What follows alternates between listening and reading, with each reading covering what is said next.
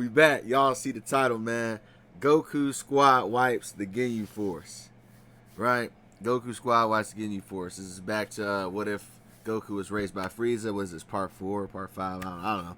Anyway, we're on that. And y'all might be wondering where's Goto at in this thumbnail. Well, I did my best in making this as Goto. Goku's holding his head. Which, is about to be on some, he's about to be on some Omni-Man type timing. If you know what I'm saying. If you know, you know. But anyway, yeah, the head is in Goku's hand. It's supposed to be Goto. Don't judge me, all right? I'm getting better at the art. Anyway, so, story recap. Last time on this what if, Goku landed on the planet Namek. He had an epic battle with Nail. It was down to the wire, but he ended up using his Akari form to secure the W, but he spared him because he wanted to fight him again sometime. Dende started to heal Nail, which allowed Goku to be aware of Namekian healing magic. Do they call it magic? Anyways, Namekian healing powers. I know he was a healer Namekian. And then he comes up with the same idea that Vegeta had in the canon, which is to spam his Zenkai boost so he can be strong enough to overthrow his Lord Frieza. So he gets Dende to heal him, and then he keeps spamming it, farming for XP. Then he meets Elder Guru, learns about the Dragon Balls, then understands that's probably why Frieza has an interest in the planet Namek. Then he thinks he's strong enough to face off against Lord Frieza, so he flies back to home base, where he meets Kui, who tells him that Frieza is on his way to Namek, and that the Ginyu Force is on the way to the planet Yard Rat, right? So Goku's going to go take out the Ginyu Force before he goes to planet Namek, because he feels like he still has more to learn from the people of Yard Rat. So with that being said, let's get into it. Goku squad wipes the Ginyu Force. So let's go. So the Ginyu Force pulls up to Yard Rat, ready to terrorize the community.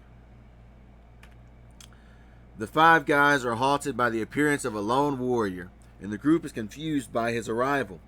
Kakarot, what are you doing here? Frieza didn't have to send reinforcements. Kakarot simply tells the group that this planet is off limits. The Ginyu Force begins to laugh at his response. Who could possibly make a planet off limits for Lord Frieza? Goku flares his key signature in response and says, "Me." Right?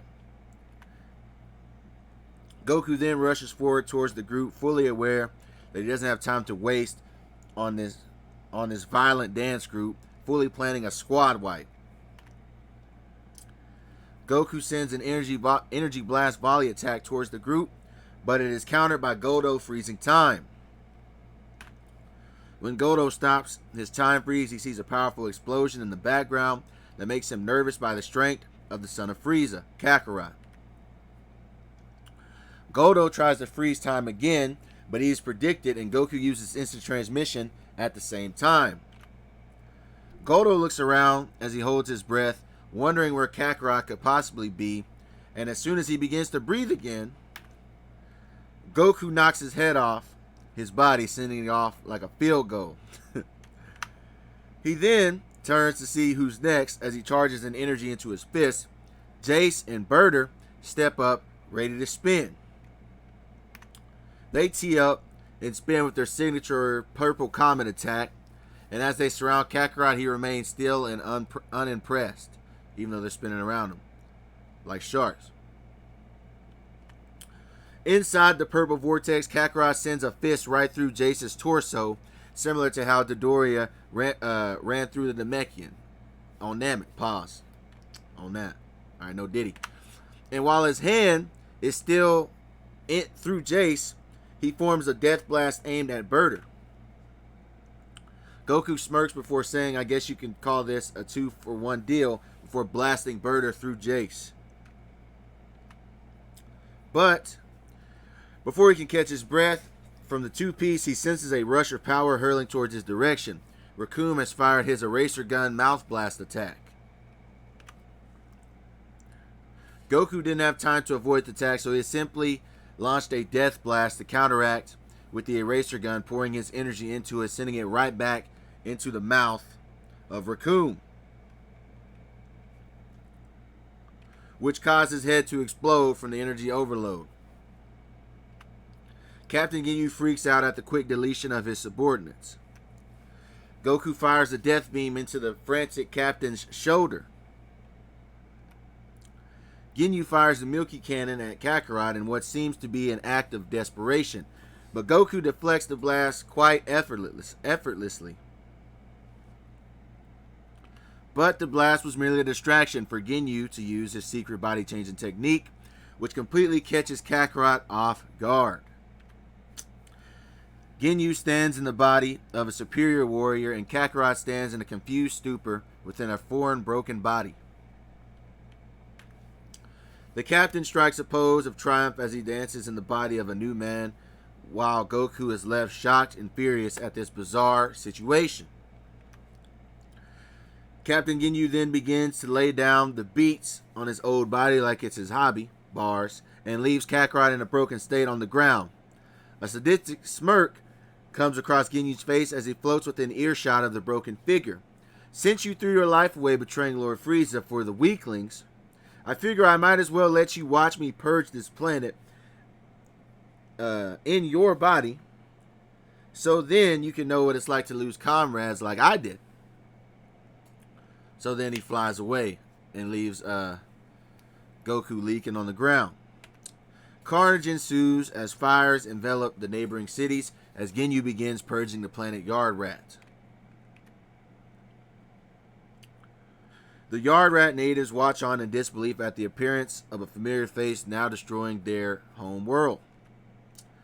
Goku watches the devastation, angry with himself for not just simply finishing it off his opponent, while struggling to stand up, wanting to continue to fight with what's left of his energy in this foreign body. Struggling to rise himself back up, Goku begins to remember his training that he engaged in on the planet Yard Rat when he was learning the instant transmission technique, and how Pibara explained him the technique and concept of spirit fission, and that the user must have an understanding of their spirit to use the move. And spirit fission is an extremely advanced technique that separates energy of targets, right? So Goku reflects on who he is and what is the nature of his spirit. He thinks about Pibara and says he learned from a master. He learned from an elder, like Guru. And he learned from a lord that was a tyrant, even a surrogate father of sorts, but not really, you know. But in a way, he was kind of a surrogate father, which would be Lord Frieza. Thinking about all of his teachers, the elder, the master, and the lord, he thinks about all his teachers, and what he gained was the fact that he learned technique from Pibara, wisdom from Guru, and power from Frieza. And now he understood his spirit. He had the spirit of ambition, a spirit constantly seeking self-improvement, right?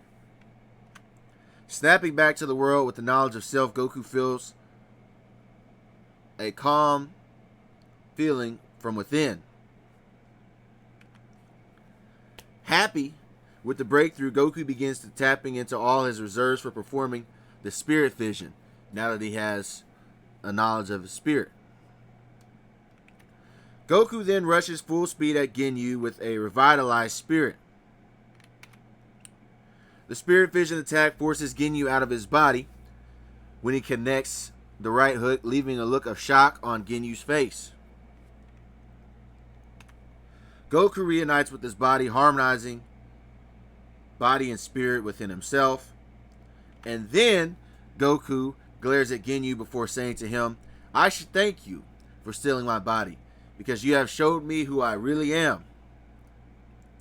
Now let's send your spirit to hell with this next attack." He charges ki into his fist before flying forward at full speed.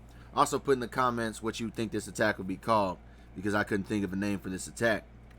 His attack goes into and through Captain Ginyu, leaving a massive hole in his midsection, ending the captain's life permanently. Seeing that it's over, Goku doesn't waste any time for chatting, fully understanding that Frieza was on his way to Namek, if not already there, and he had to stop him before he could get his hands on the Dragon Balls. So he uses instant transmission to get to his ship's location, ready to depart to the planet Namek. And that's where we're going to be ending things, man. Alright, now once again, like I always say, like the video, comment, and subscribe. Really don't forget to like. I had 400 views on the last video and only 7 likes, man. So run that up. I'm out.